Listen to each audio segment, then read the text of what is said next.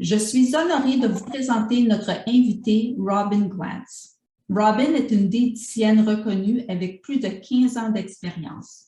Elle a aussi travaillé comme diététicienne en oncologie au CUSUM avant de commencer sa pratique privée. Robin adopte une approche anti-diète et croit à bannir les règles strictes afin de laisser place à une saine relation avec la nourriture. Robin sera interviewée par Tanya Narang, qui est notre coordonnatrice d'engagement communautaire. Notre série éducative zoomée avec le bien-être est pour la communauté entière. Donc, même si Robin a une spécialité en oncologie, nous allons toutefois déboulonner tous les mythes et parler d'une alimentation saine globalement. Finalement, juste un petit mot sur qui nous sommes pour ceux qui ne nous connaissent pas. Nous offrons des services et des soutiens à tous ceux qui vivent avec le cancer. L'équipe d'oncologie s'occupe de la maladie et nous nous occupons du physique, spirituel et des besoins affectifs. Que vous soyez la personne qui a le diagnostic de cancer ou que ce soit un être cher pour vous, nos programmes sont gratuits et nous sommes ici pour vous. I'm honored to present to you our guest, Robin Glantz. Robin is a dietitian with over 15 years experience. She's worked as an oncology dietitian at the MUHC before starting her private practice, where she works now with clients of all ages. She believes in taking a non-diet approach, preferring to make room for a healthy relationship with food as opposed to strict rules. Robin will be interviewed by Tanya Narang, who is our community outreach coordinator. Our Zoom into Wellness series is an educational series meant to reach our entire community. So although Robin has a specialized in oncology, we will be looking at debunking myths from an overall perspective on healthy eating. Lastly, I do want to take a moment to just explain what we do here at the center for those who don't know us. We exist to empower people who are experiencing cancer. The oncology team takes care of the disease. We take care of the mind, body, and spirit because there is empirical evidence that this helps with the healing or the journey. Our services are free for anyone living with cancer, whether it's the person who has a diagnosis or if it's a loved one of yours that has a diagnosis. We're here for you. So without further ado, sans plus tarder, je passe la parole à Tanya. I will let Tanya take the lead from here. Thank you. Merci Nathalie. Thank you Natalie and welcome everyone. La séance va être bilingue, donc on va prendre des questions en anglais et aussi en français. Moi aussi, je vais poser quelques questions à Robin que nous on a préparées en anglais et en français. Donc, I hope most of you have a bilingual brain and hopefully it will be clear. If you need anything to be clarified, don't be shy to use the chat, and you can write to the person in the chat that says questions. If it's not clear, just put it in the chat, we'll see it. So without further ado, welcome Robin.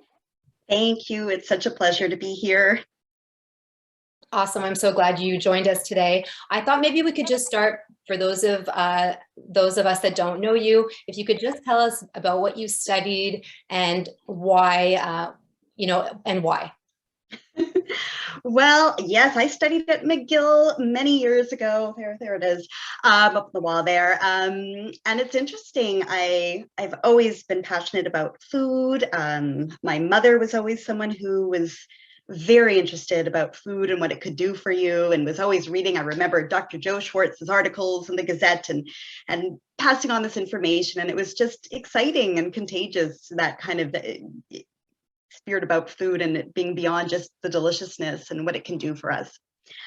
So yes, I found my way, started my career at the MUHC as an oncology dietitian for many years. I was working with patients going through radiotherapy and chemotherapy before I started my private practice. Once I had my 2 kids, I decided to start my private practice, and it was wonderful to be able to keep a foot in that world through the West Island Cancer Wellness Center as a volunteer for several years, and it was wonderful. I so miss it. I used to teach a nice little vegetarian cooking class over there once a month, and obviously since COVID, the cooking classes changed shape, but so I'm really happy to have this opportunity to speak with everyone today.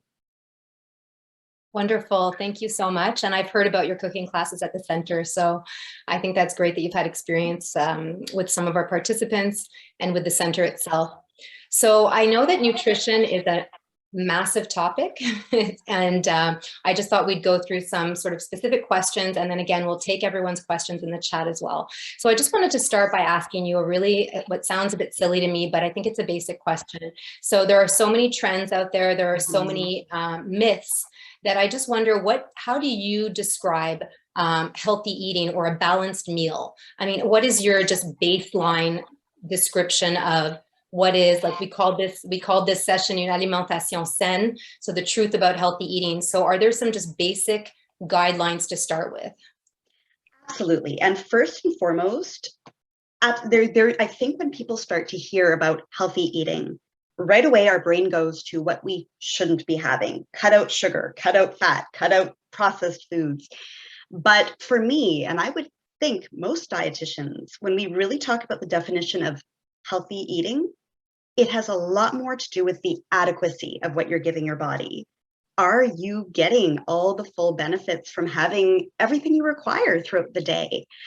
And that includes physically, so getting your macronutrients and vitamins in, but also, are you enjoying it and getting that experience that we're all meant to get from eating, which is enjoyment and satisfaction?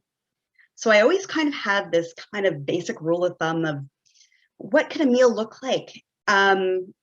It doesn't need to look one way for everybody. Our appetites change day to day and from person to person.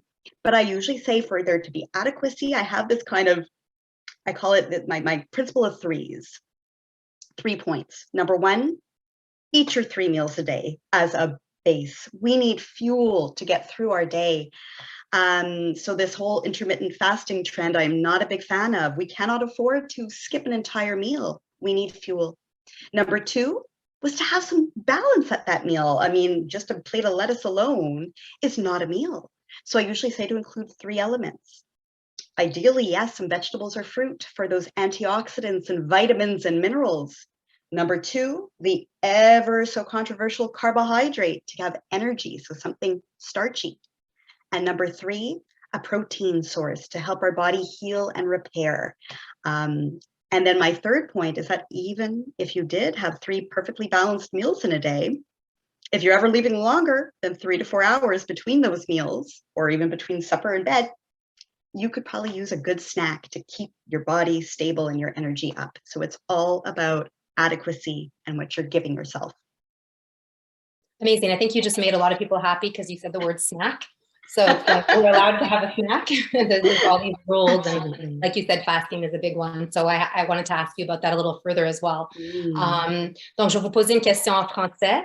On entend beaucoup justement parler des aliments à éviter. En fait, vous l'avez mentionné, quand on pense d'une alimentation saine, on pense, OK, je ne suis pas supposée d'avoir telle affaire, il faut limiter.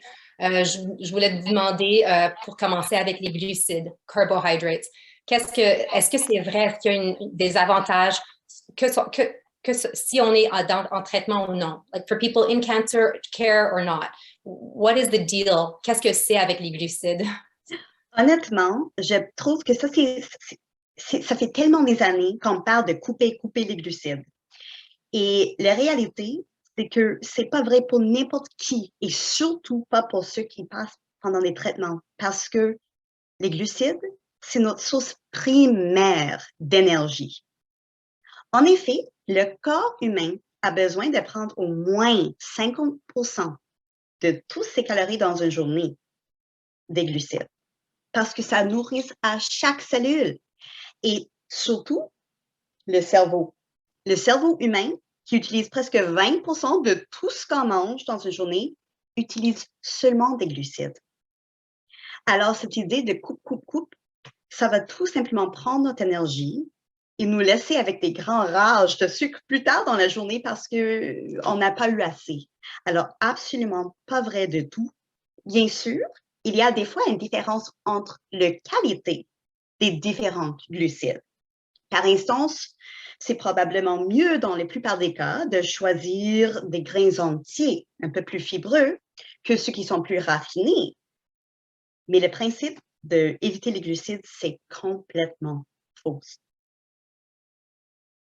Merci. Et prochainement, l'autre qui est assez fameux, c'est le gluten. Oui.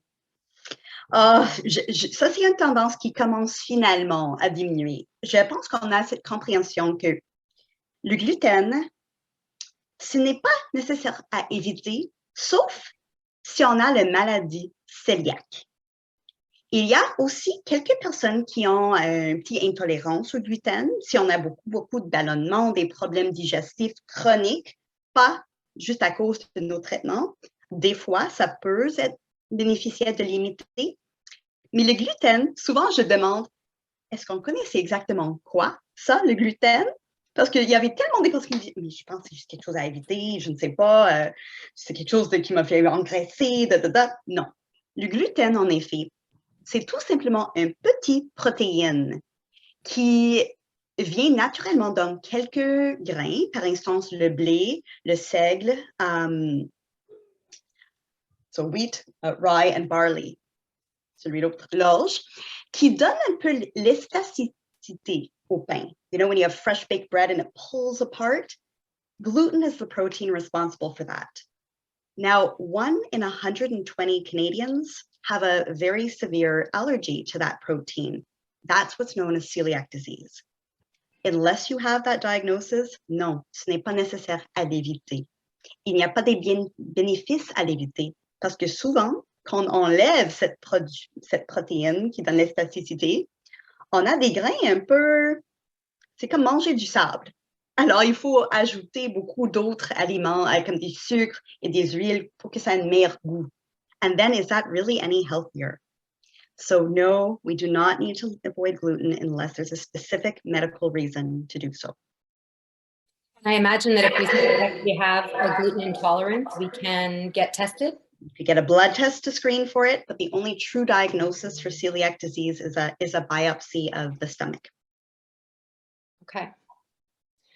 What about the dangers of sugar? This is often in the media right now, that there is a lot of concern about our sugar intake in North America. So do we avoid sugar completely? Are some sugars better than others? This is a big question. And also, does sugar feed cancer cells? Because we do hear this. Let's break that down. So first of all, what's really important to understand is when we could sometimes think about sugar and we're thinking of like white table sugar or corn syrup or all these very refined sugars. But what I want you to know is that all carbohydrates, whether it come from a very complex form like whole grain bread or quinoa even, or candy, it will all break down to the same base unit, glucose, once it gets into our bloodstream.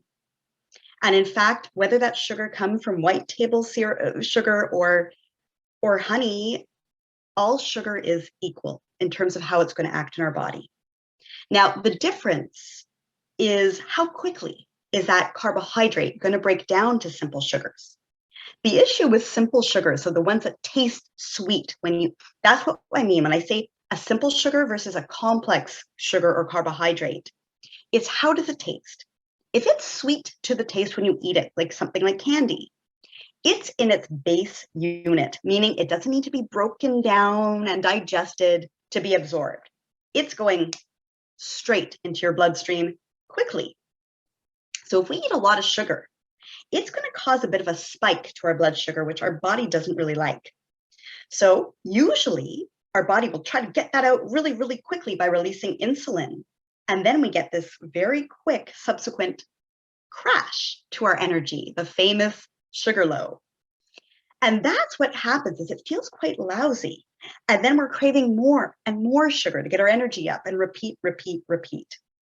Now, that's the only reason. That and aside, if you are diabetic and your body is unable to get that sugar out of the bloodstream, that's when we really do have to be a bit more careful.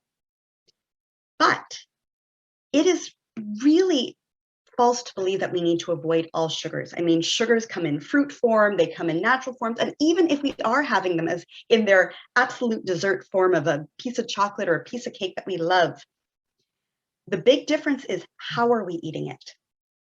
And if we eat that same amount of sugar with other foods that break down a bit more slowly in our system, such as protein, So any chicken, fish, eggs, nuts, or fiber that would come in fruits or vegetables, those foods break down very slow.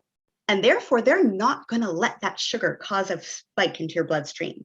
So the best time to have something sweet is actually to have it like as dessert. The worst time to have something sweet is to have it on a completely empty stomach where it can have free reign to get into your bloodstream and cause a spike. Now, the idea that sugar feeds cancer cells and that it needs to be avoided, this is a big myth. Now, you listen, yes, of course, cancer cells, like every other cell in your body, will use glucose, otherwise known as sugar, for energy and to reproduce. But to completely starve ourselves of any carbohydrate and therefore sugar in order to stop feeding those cells, you'd also be starving your own body's cells.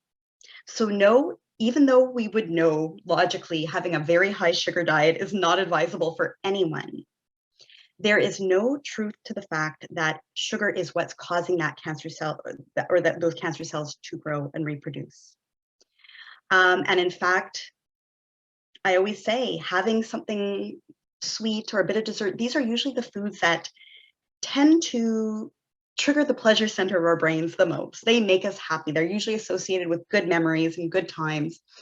And to have a little bit of something delicious like that can actually reduce a lot of circulating stress hormone in our body because it does trigger the pleasure center and cause a release of endorphins that make us go, ah. And that's a great feeling. But if we contradict that with feelings of shame and worry and, oh my goodness, am I hurting myself? Am I causing damage? Probably that stress response will cause more harm than the little piece of cake in the first place would have. So it's not about avoiding all sugar. We can't, because sugar comes in natural forms, it comes in simple forms, but it breaks down to the same base unit regardless of where it comes from. But it's the quality of it, it's what else we're having with it. But we do not need to fear having some sweets in our life. Like more good news, but thank you for breaking that down, because I think it's a scary one, and it's, you know, it's important to understand the science behind it. So I'd like to put out a poll to our participants. So hopefully your Zoom allows polls. You don't have to do anything. It should pop up on the screen. I'm going to read it out loud as well. So it's an anonymous question. When you answer it, we don't see who you are. We're just going to see how many people answer. So hopefully most of you can see it. If you can't, it's okay. We'll tell you what goes on. So the question is, do you agree with the statement, it is best to buy organic food? Êtes-vous d'accord avec l'affirmation qu'il est préférable d'acheter des aliments biologiques? So we're going to get into this topic of bio, and we're going to ask Robin, based on the poll answers, what her opinion is about choosing organic fruits and vegetables, and where things are at, because there is also a lot of information and confusing information, I think, for most of us about this. So if you see oh, you all answered. Okay, great. So it says you all answered 100%. So we have almost a perfect tie. I'm going to actually end the poll. I'm not sure. I hope you can see. I'm going to share the results. You should be able to see that 48% of you answered yes, and 52% of you answered no. So that's a pretty obvious sign that this is confusing, or that it's not black and white. Maybe the answer lies in between. So I would ask you, Robin, to explain this to us, please. Oof. Honestly, it's kind of interesting because there is no perfect right or wrong answer to this question. First of all, organic, by definition, it means it's a fruit or vegetable. If we're talking about fruits or produce that have been grown without added pesticides or any agent that is going to stop any, bugs or anything, or no GMOs in that as well. So I think, of course, when we think about that question, most of us would say, of course, I don't want my food sprayed or have any extra things put in it or any extra genes that are not meant to be there. So I think the kind of obvious answer initially would say, well, yes, I think it would probably be best to buy organic. But what we have to say is that there are a lot of pros and cons to both. Because one thing that we do see is that a lot of people's reasons is they think that this might be better environmentally as well. I'll get to the personal health in a second. But what we have seen in organic crops is that because there's no protection against bugs getting in and everything else, is that there tends to be a huge amount of it that needs to be thrown out because it goes bad. And I think that that's been my experience too. When I sometimes buy the organic berries when they're on sale, they sometimes tend to rot quicker. Similarly, they are quite a bit more expensive in many cases, so it's not always feasible for everyone to buy organic. Now, similarly, even if we're buying outside of our own country, sometimes depending on where the produce is coming from, the definition of organic could change place to place, or they'll be growing organic produce right next to non-organic, so maybe some of the the spray is filtered over, so it's just so hard to know what we're going to get. Now, in terms of the knowledge that we have, is it really healthier to be eating organic? What I can say is that for equal produce grown at the same time in same conditions, there will not be any added nutritional benefit to the organic blueberries versus non-organic. The antioxidants that it will hold will be the exact same.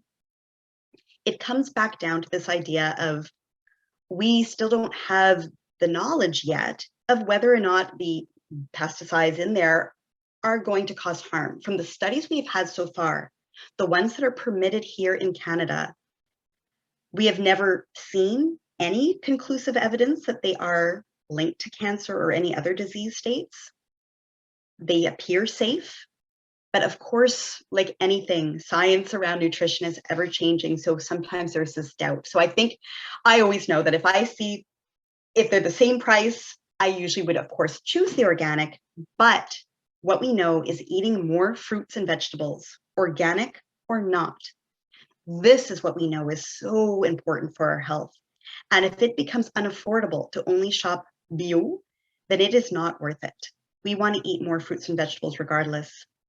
What I will say, and this is more of a personal opinion, especially now as we're starting to get into better weather, is shopping local. Now that may have some more benefits, because we do know, when we come back to speaking about the health benefit and the antioxidant content of foods, that the fresher, the better. And if our produce is, flying and having to travel far away to get to our plates, yeah, maybe there might be slight, impacts on the quality and the freshness. Whereas when we're able to get fresh produce from here, aside from supporting our local farmers, which is always a plus, we know that it's going to have just that much more bang for their buck. So that might be something I would say is worthwhile, is shopping local when it's available. But organic, I leave it as a personal choice. Okay, thank you. I just want to mention that those of you who are sending us questions, we are seeing them. So there's a couple that have come in, and we'll ask them at the end of the session. So thank you for that.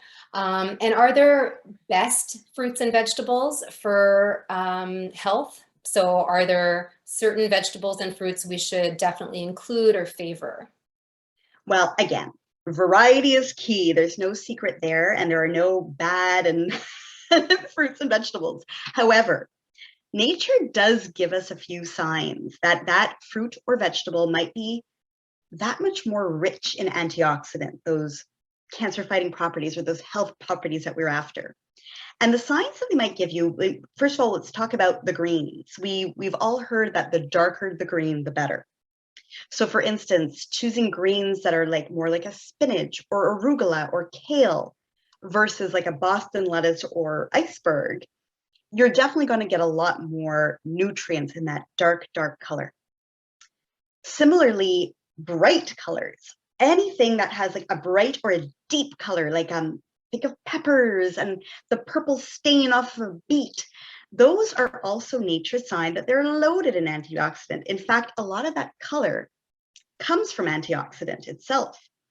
And finally, I always say the stinkier the smell. So the whole cabbage broccoli family. So the cruciferous vegetables, such as broccoli, cabbage, Brussels sprouts, etc. That strong smell, that sulfury smell, comes from a strong antioxidant called the sulforaphane, which is extremely wonderful for our health. So including a bit more of those and mixing it up is always great. Okay, thank you. J'avais une question à propos des gras. Ça aussi, ça peut être compliqué. Est-ce qu'il faut éviter des gras? Est-ce qu'il faut les inclure? There's healthy fats. Est-ce que vous pouvez nous expliquer comment que ça marche pour les gras? Absolument. Dans les années 90, tous les gras étaient terribles, si on se souvient de cette tendance-là. On coupait tous les gras et on favorisait les glucides. Ces journées-là, c'est l'opposé. On a dit, coupe les glucides et mange tous les gras. Ben non. Il y a des différences entre les formes du gras. Il y a quelques gras qui sont mieux pour la santé que les autres. En effet, les gras qui viennent de viande rouge. Et par viande rouge, moi, je parle de tous les animaux qui marchent à quatre pattes. Alors, bœuf, porc, l'agneau, c'est considéré du viande rouge.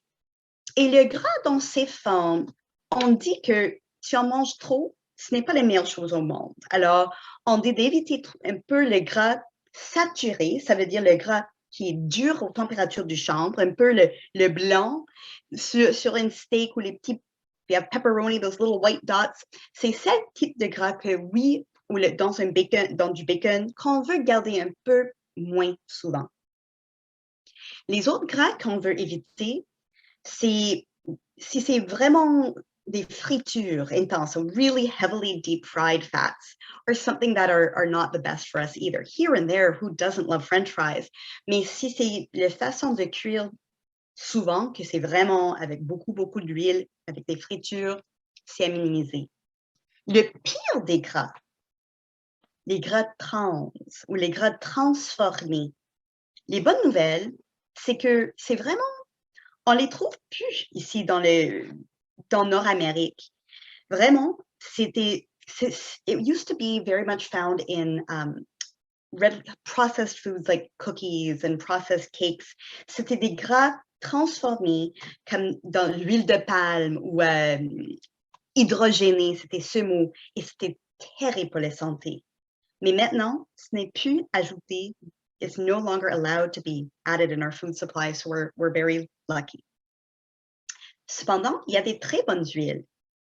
Les huiles qu'on appelle mono-insaturées, ça peut même aider pour notre santé cardiovasculaire, diminuer les mauvais cholestérol, aider à éclaircir un peu le sang. Et c'est ces gras qu'on peut trouver par existence dans les noix, comme les noix de Grenoble, les amandes, les graines, dans le poisson gras, comme le saumon, le truite, hareng, etc., les sardines, et les avocats.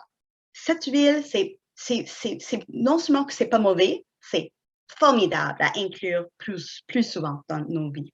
So yes, no fat, they're not all created equal. Some are favorable and some we want to keep to a bit more of a minimum. Thank you. I'm going to put up another poll. This one is about being vegetarian or not. So you just sort of mentioned it. And I think this is also a question that people wonder if they should try to be vegetarian, if they're trying to be healthy, or if they're in disease management, or if they're in treatment. I think a lot of people wonder this. So should we be aiming to follow a vegetarian diet? Devrions-nous viser à suivre un régime végétarien? And I'll give you a couple of minutes or seconds to just answer what you think. And I'm very curious about this answer. This is a debate in my household, like maybe some of you, that some people have very strong opinions about this either way. And the trends also change. So I see the answers coming in. So should we be aiming to follow a vegetarian diet? The majority of people say no at just under 60%. And then the rest is split with yes and I don't know or not sure. So I'm curious what you think of this, Robin. That's an interesting question. And as a longtime vegetarian myself, a lot of my clients are surprised to say, oh, I'm just looking at the breakdown here, that I never push a vegetarian diet when it comes to health. And I think that there's been a lot of misinformation thrown around with a lot of documentaries that have come out over the past few years, kind of scaring people into thinking they need to become vegetarian and that the meat is inflammatory and causing harm. Now, as I was kind of alluding to, we've known for a long time that a high meat intake is not the greatest for health, particularly mostly when we talk about that red meat. But does this mean that we need to give it up to become healthy? Not at all. When we talk about the health benefits of eating more vegetarian or more plant-based, it comes fully from eating more plants, vegetables, beans, nuts, seeds, not the complete exclusion of meat. And in fact, if you are going through treatment right now or recovering from it, we know that the iron found in meat is so much more better absorbed. It's really good protein. It's very filling. So it is not a necessary thing when we talk purely about health. Now, of course, there's many other reasons to want to become vegetarian. If this is a moral reason for you and you just do not believe in eating, then that absolutely you could get everything you need and have a very healthy way of eating on a purely vegetarian or even vegan diet. But health should not be the reason you're doing it alone. What I usually suggest is try to add a bit more vegetarian proteins in your week, once or twice a week. If you can have a non-meat based meal, a nice lentil soup or a curry or a chili or whatever it may be, that's a great way to get the health benefits without giving up some of the dishes that you may love and that you do enjoy. For me, it was a completely personal thing. Since I was a young child, I had an aversion to the texture of a lot of meat, so it was a no-brainer, but this was not because of health that I chose to become a vegetarian. Thanks, Robin. And are there certain meats that you mentioned red meat? I have a question in the chat that came to me about horse meat. Is it good for us? Like, how do we know which meats, if any, are better than others? Well, again, leaner cuts, and definitely, for instance, horse is very, very lean, will already be a lot healthier. It is still considered red meat, so we still don't want to be having it every day. But even within the red meat category, there is huge differences in the quality. So of course, lean cuts like horse or even leaner cuts of beef are going to be, or like nice lean cuts are going to be much better than the high fat, salted, cured ones. Those are some of the ones that we do know to keep to a minimum, especially the ones that are being treated with like nitrates and everything else, so like the salami and pepperoni and bacons. Those are the ones we want to keep to here and there, just throw in a little bit for flavor, but not be having an exaggerated amount of. So we usually say to keep red meat to about twice a week. And if it's a good quality cut, like some filet mignon or some lean pork or some horse, that's going to be a much better quality within that. And this is on average. Don't worry if you, oh my goodness, I had it 3 times last week. It's a law of averages. And even there, it has a lot more to do with thinking, well, what else can I bring in? And if we're saying, we usually recommend having fish at least once, if not twice a week. So if we could bring that in twice, and then we aim to have, a vegetarian meal once a week, and then and then chicken once or twice and 3 times, all of a sudden you'll see that you have that natural rotation happening, not because you're forcing yourself to limit and cut out, but you're bringing in variety. So that's what we want, a nice variety of proteins throughout the week. And the next poll is going to be about processed foods in a second, but one question just came in the chat that is talking about meat and talking about processed. So the question is, what are your thoughts about products like meat replacement products, such as the famous Beyond Meat? So we're just curious what you're thinking about these fake meats or vegetarian meat options. Well, what I will say is, yes, you may not get the full load of health benefits by just having veggie hot dogs or Beyond Meat burgers every day instead of meat.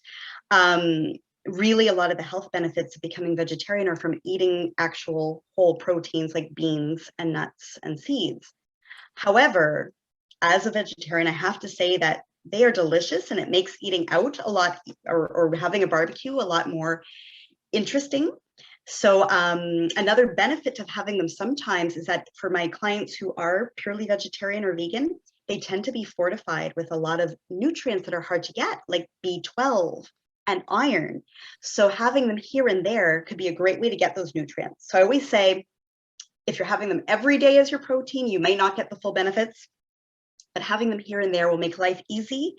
And, you know, certainly at least get some of those key nutrients in. So I do use them here and there. I find them super convenient, but it's not every day. I find a bit of a mixture could be great, because certainly when we, from a purely health perspective, like the Beyond Meat burger, they're not all that wonderfully healthy, but boy, do they taste good. So especially for people who just, for ethical reasons, want to be eating less meat, it gives an option where you don't feel you're missing out so much. Tastes like meat, but really it wouldn't be any better than for you than eating a real meat burger. Mm-hmm. Okay, thank you. I am going to launch the next poll. There's 5 polls tonight, so this is the 3rd one. So the question is, croyez-vous que les aliments transformés sont malsains? Do you believe that all processed foods are unhealthy? So I thought that was a good continuation from what you just talked about, because there's so many products out there now, and a lot of them are convenient for people that are busy. So I'll give you guys a few seconds to answer the poll. So do you believe all processed foods are unhealthy? It's basically, I put it as a yes or no. I know there's a gray zone, but so always a gray zone. Yeah, I'm guessing that's going to be the answer to some degree, but I'm curious about this because I think we're all often torn between the convenience, and we just they're so alluring in those moments that we need them, but we also have a lot of guilt about it. At least I do. So I'm going to end the poll. We have 50 years of people that answered. So I'm just going to share the results so you can all see them. Again, super close. So 54% of you said yes, all of them are unhealthy, and 46 said not always. Interesting breakdown here. Now, again, I think it's always important to start with what is the definition of processed food? Because most foods are processed to a certain degree, and this doesn't always necessarily mean that it is taking away from the nutritional properties. And in fact, in many cases, it can enhance it. For instance, even our flour supply here in Quebec, or in Canada actually, is technically processed because we fortify and have for many years our flour with iron and folate to prevent certain deficiencies in the Canadian population. So in theory, that's processed flour, but it's there to enhance the health benefits. Similarly, even breakfast cereal, which I know a lot of people think, oh my goodness, it's pure sugar and just processed. But again, for some people, especially people who don't have much appetite, there's a huge amount of vitamins and minerals that can be fortified in that breakfast cereal that will help people through, again, such as iron and some B vitamins. So processed does not always necessarily mean that it's bad.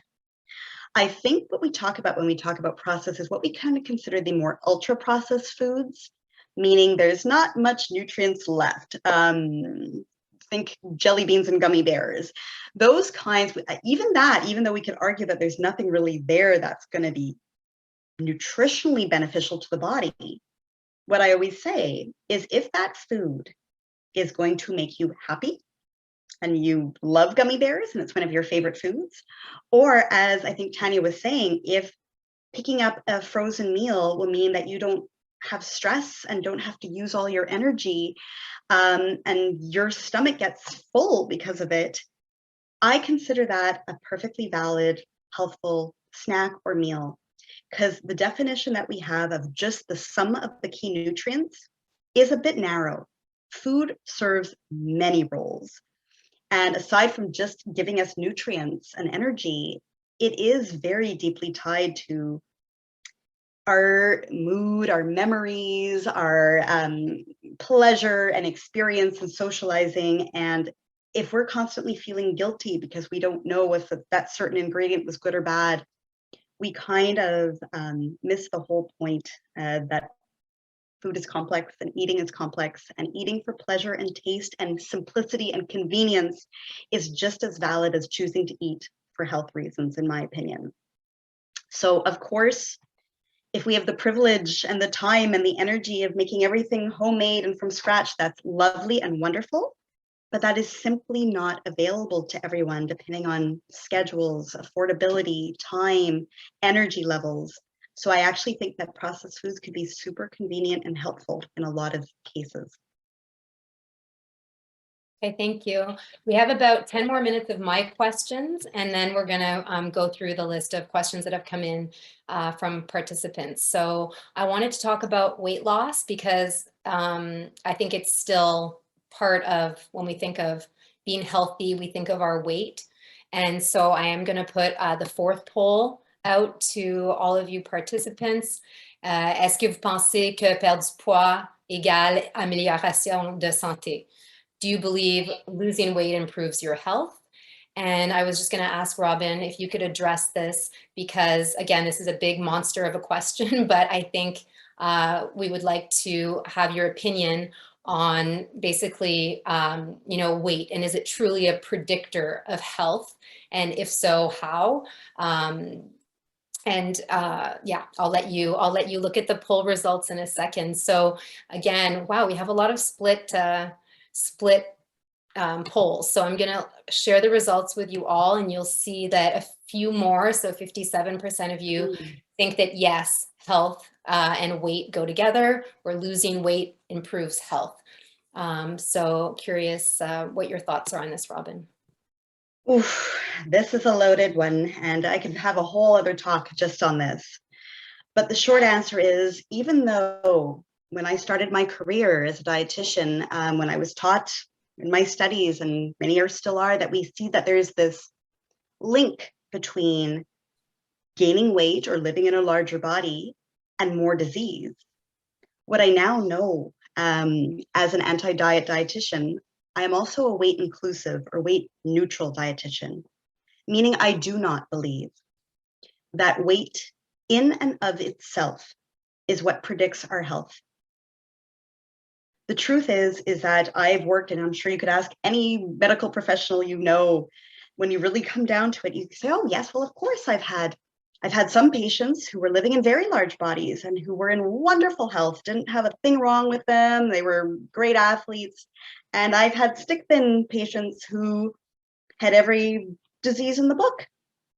So it could be obvious to say that for sure, it doesn't necessarily mean that you're unwell if you're in a bigger body, or that you're well if you're in a smaller body. But when we keep seeing study after study that kind of tells us this link, what we need to know is that that link or that association is not the same thing as a direct cause-effect relationship. And when we do look at the science and the studies, not one show a direct cause-effect relationship. However, we have been able to see what does account for that strong association. And it's a couple of things. And the biggest one is a term you may have been hearing about in the media over the past few years of the impact of what we call weight stigma or weight bias. Now, this is defined as the absolute bias and the lived experience of somebody who's navigated the world in a larger body. It could be both internalized, meaning the stress created by chronically being dissatisfied in your body, and that could happen to people of all shapes and sizes, because we live in a society that kind of makes us doubt ourselves and tries to sell us beauty standards. But just that stress itself of feeling your body is wrong has been directly linked with certain disease states. But that is compounded exponentially if you've always lived in a large body and were teased as a child or as a teenager. Were treated differently, even within your own family, but between siblings, or were left out for job opportunities, of those subtle comments people always make. Living in a world that is not kind, and our world is definitely not kind to people living in large bodies, that weight stigma has been directly linked with poor health. And it's sad to say that one of the worst places for weight stigma actually is in the medical industry. where people could sometimes be ignored for when they're not feeling well or blamed. Just lose some weight and you'll be fine. So what happens after hearing that every time something is wrong, and trust me, people try. The reason, again, that I'm an anti-diet dietitian is we know that not only do diets not work, they tend to make things much worse. People tend to gain back their weight and then some and ruin their relationships with health. So to be advised to do something that has not been proven helpful, that could actually be proven harmful, this also makes people just disengage from wanting to care for themselves or be healthy. And that brings me to the second biggest direct cause effect, is that a repeated history of dieting. Because we have such a rebound weight gain, we've seen 90 to 98% of people who follow a diet to lose weight gain it all back within a year. And 2/3 gain back more. So that yo-yoing, the technical word for that or term is called weight cycling. And weight cycling, this is not new. This is since I was studying at McGill, is directly linked with all-cause mortality and most disease types. So we've been advising for years people to do something, lose weight, when we haven't been able to see it being possible long-term and when we have seen it being problematic. So for me, I don't look at weight. I don't even have a scale in my office. I look at the habits and the behaviors because that is what creates health. And it's not just what we're eating, but it's our relationship with food that has a big impact on our mental health as well. And I know that's a debatable one and a hard one to believe sometimes, and this is new. And if, again, I am always happy for people to reach out, and I have resources if you want to learn more about that. Oh, sorry, I was muted. I so appreciate that answer. I think that's a really helpful way to look at it. And it's a different way for a lot of us to look at weight and dieting, and that there is this other side to it that's not so beneficial. So I really appreciate that. And there's comments in the chat thanking you for that answer, because I think it's a really good way of looking at it. So I appreciate that. I also just wanted to, I'm trying to pick, I have so many more questions, but we want to try to end my questions to allow for others to come in. I wanted to talk about, you mentioned at the beginning, like intermittent fasting. I know there's questions about appetite as well, especially during treatment. So I'm going to ask the question about breakfast. It was a question that we had in the poll. So I'm going to throw it out there. I'm actually curious what the answer is going to be. So if you want to answer the poll, it's a straightforward question of, mangez-vous le petit déjeuner? Do you eat breakfast most mornings? And then I'm curious to get your answer on maybe the timing of eating when it comes to fasting or not fasting, appetite, maybe a little bit too. I know, Robin, you talk about intuitive eating. So I think this all plays into like the timing of eating. So it seems like most of you eat breakfast. And I know we all have our habits and our trends, like we all grew up with different ideas about breakfast being good or not. But it seems like for now, I have about 90% of you saying, yes, you do eat breakfast on most mornings. So I'm just curious what your thoughts are about that, Robin. Well, again, don't worry. If you're in the 10% who said, no, it's not, you're not alone. A lot of people just don't feel hungry in the morning. So we kind of think, well, why would I eat if I'm not hungry?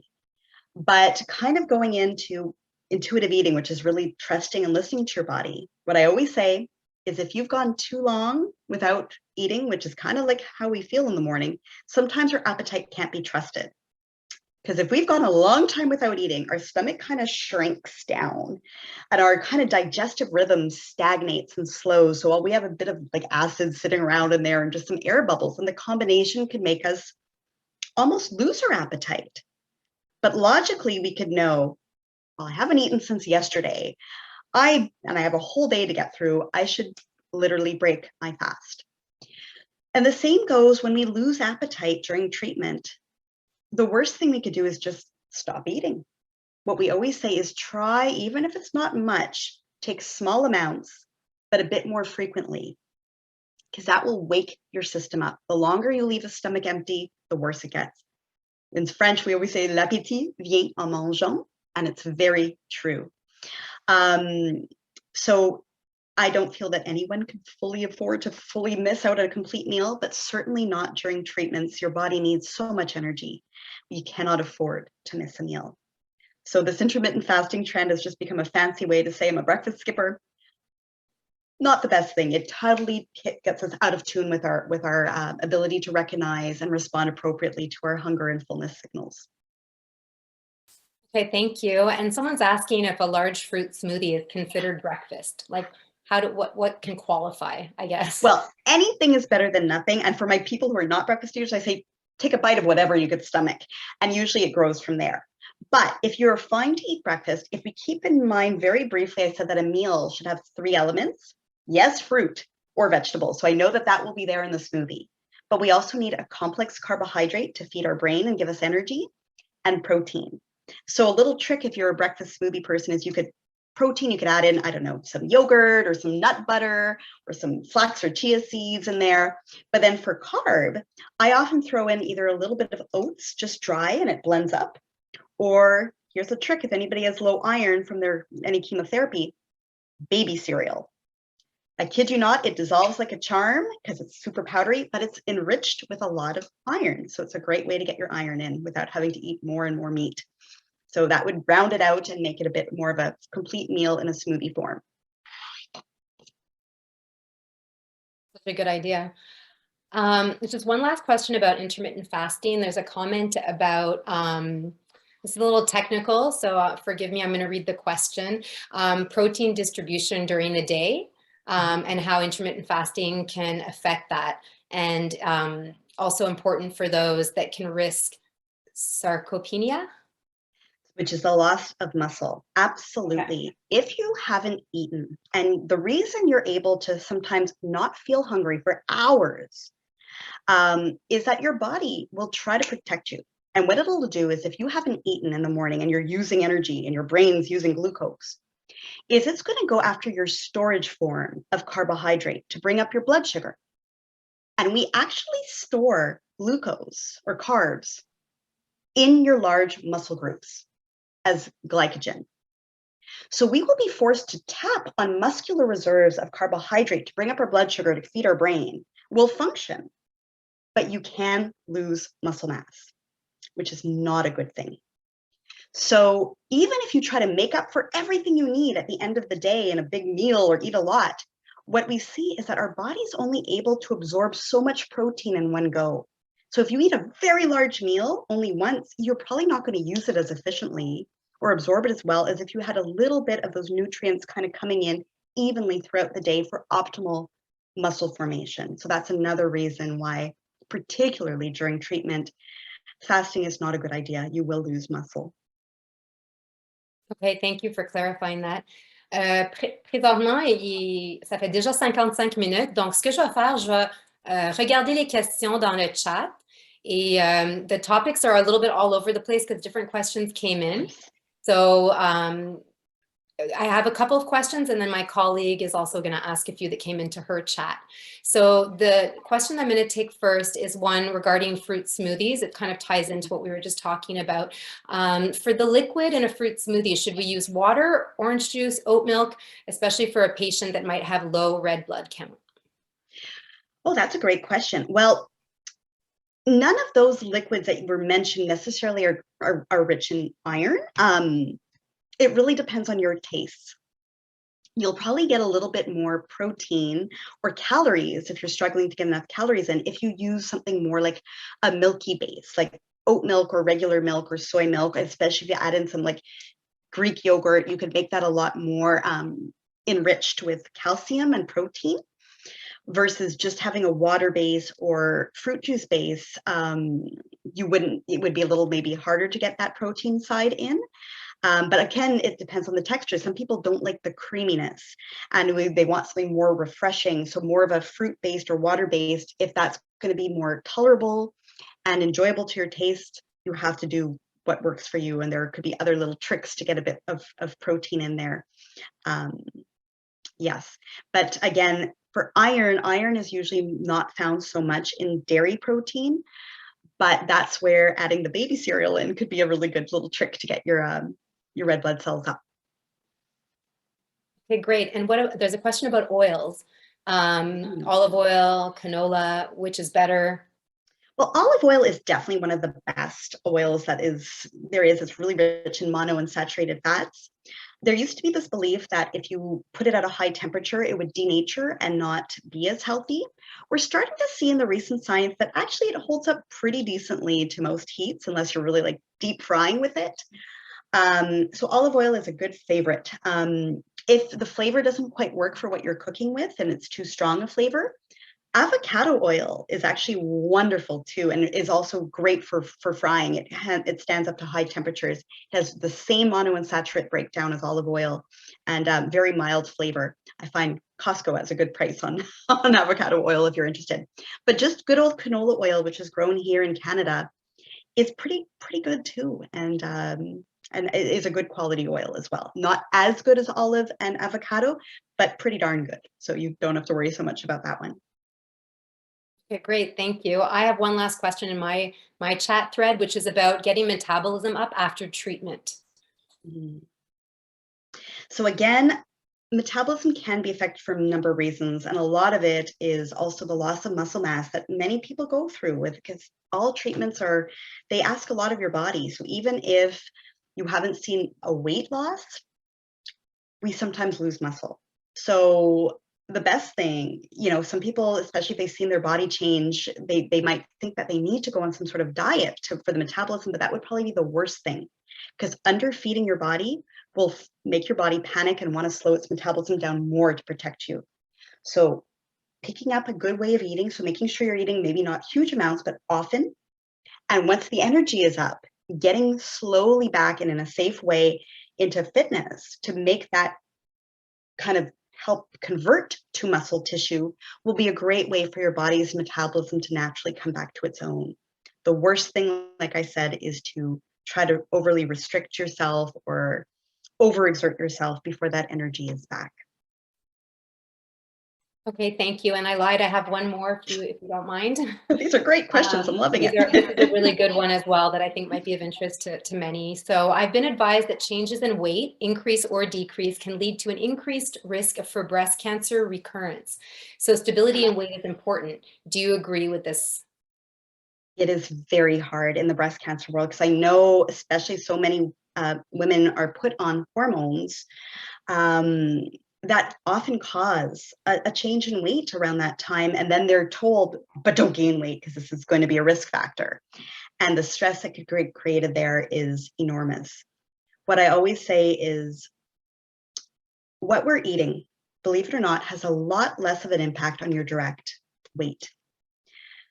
I say focus on the habits we can control, because weight is much less controllable than we think. In fact, when we look at all the factors that are implicated in determining our weight at any given time, what you're eating combined with how much exercise you're doing, combined for roughly 30%. There are so many other external factors. Being on medications, undergoing stress, that's probably the biggest external factor. And if now we're putting this layer of stress on ourselves, that we're trying to starve ourselves to lose the weight that our body's gone through, it's not going to help. So I always say focus on the habits we can control. And yes, that could be like, yes, I want to be eating in a way that feels good and sustainable, and I want to bring gentle movement back in. But trying anything and everything just to lose weight, again, we're not going to get the true health benefits. Know that those shifts that sometimes occur when we go on hormones and we have to go through a medically induced almost menopause, they should not continue to increase and increase. It might be like a period of time and things will settle. And the quickest way to get through it is to minimize other external stress factors, including being terrified of the changes in our body. That makes sense. Thank you for answering those questions. I know we've hit the 1 hour mark, but if you guys can stay for a couple more minutes, we're going to answer the rest of the questions that have come in. So I'll ask my colleague, Natalie, to ask the questions. Thank you very much, Tanya. It's been so informative. So thank you for your patience. For those who've asked the questions a little while before, one of them that came in was, what can we say about the dirty dozen? The dirty dozen, if you haven't heard, is this list that always gets put out of the foods that have the most pesticides. it is not a science-based list. That's what I can say, is that there's no backup. It's more of a assumption that certain peels and skins are more porous and therefore will get more absorption of these nutrients. And what I don't like is how we call it the dirty dozen. It makes us feel shame and guilt if we do eat those fruits or vegetables. So it kind of goes back to my organic or not kind of question. Listen, if you have the choice, if you could afford it, if it's fresh and not going bad, by all means, get the bio, but you are not causing harm by having, you're actually doing your body still a favor by having more fruits and vegetables, organic or not. And what I've seen because of these lists like the Dirty Dozen is if people bought a non-organic apple or pear or whatever it may be, they were peeling off the skin to get rid of the pesticides. And I always say that's kind of like cutting off your nose to spite your face, because the most of the nutrients and the antioxidants are actually in the skin and just below the surface of the skin. So if you're peeling it off because we're scared of the pesticides, you're losing a lot of the health benefits. Give it a good little scrub and wash and you'll be fine, organic or not. So there's really not much truth to that. Awesome, thank you. And when we were talking before about being vegetarian, that question came in with regards to what about being pescatarian? Now, again, that's kind of how I am. I will occasionally eat a bit of fish here and there because there's great health benefits to that. So for sure, fish is a great thing. And even for my clients who choose not to eat fish, I do, in that case, recommend an omega-3 supplement. I'm not usually one who pushes too many supplements unless something's missing. But, again, I think the best is what I call being flexitarian, or I think we may have heard of that term, where, people who are interested in eating less meat, you may want to be bringing in a lot more vegetarian meals and focusing on those. But if you're in the mood for a certain favorite meat-based meal, or you're out and it's available, not feeling any guilt for having that flexibility is sometimes a great way to start. Perfect, thank you. Ça fait un petit bout de temps qu'on n'a pas posé des questions en français, donc la prochaine, je vous la pose en français. Qu'est-ce que vous pensez à propos du tofu?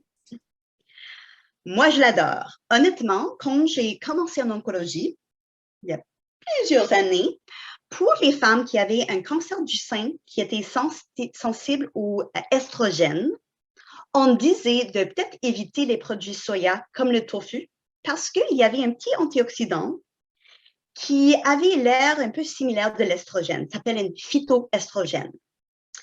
Alors, il y avait un bout de temps qu'on disait peut-être pas. Mais maintenant, c'est presque devenu comme une idée qu'on lit partout que il y a des estrogènes dans le soya, dans le tofu, évite-le. Honnêtement, on a vu plusieurs études qui ont démontré que dans des quantités normales des produits alimentaires de soya, non seulement est-ce que ça ne va pas avoir un effet estrogénique dans le corps, pas du tout, ça peut même vous protéger contre certains cancers. Alors, je trouve que le tofu, les produits soya sont formidables, une très bonne source végétarienne du protéine. Et honnêtement, dans les produits, les grandes études ont démontré que dans les normal food quantities, ce qui est considéré 2 portions par jour ou de tofu ou d'un verre de lait de soya, aucun effet estrogénique. Alors, do not worry if that's been your fear. We perhaps don't want a megadose on tofu or soy, but it is definitely a great vegetarian protein source. Perfect, thank you. I thought losing weight is hard on your bone marrow, so a steady weight during treatment for most people was best. What are your thoughts on that? Absolutely. During treatment, the goal is to keep your body weight on, because yes, we see that when we lose weight, often it could come from our muscle, and also it could be we'd be more at risk of low red blood cells and low white blood cells for infection risk to go up. So it is not a time to be intentionally trying to lose weight. That combined with the fact that most treatments, chemo, radiation, upcoming surgeries, immunotherapy, it asks a lot of the body. It increases your energy needs. That's why fatigue is such a common side effect. So we need, if anything, more calories and more protein than normal during treatment. So yes, it's not the time to lose weight. Perfect. And one last one, is intermittent fasting good for cancer patients? And how can we do it successfully? Again, there's been the odd study here and there that showed that in intermittent fasting, there seemed to be, some improvements on a cellular level for some people with cancer. What I want to say is that these have been a few poorly controlled studies, and they don't necessarily see the big picture, which is for most people who are fasting, they're not going to meet their nutritional needs, just tapping onto the question I just answered before. And there could be muscle loss and increased infection risk. So I personally think that the risks outweigh the potential little bit of benefit we've seen in a couple of studies that need to be repeated. And those studies are usually controlled, meaning that if they're doing intermittent fasting, they're making sure that that person is getting their needs somehow the rest of the day. When we're doing this on our own, it is very, very tricky. So again, it is not something I really advise at this point. Thank you. Alors, c'était tout de mon côté. Je remets la parole à Tanya. Thank you very much, Robin, and thank you everyone for your patience. I'm sorry if we didn't get to all of your questions, but we answered pretty much everything that came in. I missed a few of mine, but we'll have to have you back another time. So I just want to, on behalf of all of us at the West Island Cancer Wellness Center, merci, Robin. Your expertise is invaluable. Your approach is amazing. And we really thank you for your time that you offered the center. And I just want to remind, thank you. And I just want to remind everyone that's here tonight that if you need us, if somebody you love has cancer or somebody in your life might need the services of the center, don't be shy, give us a call and or visit us on the website and just let us know, and we'll be there for you as best as we can. So thank you for the wonderful turnout tonight. Merci tout le monde. And I'm getting all the comments. Thank you. Please have her back. There's a lot more questions to ask you, so we'll do this again soon. Merci tout le monde et bonne soirée.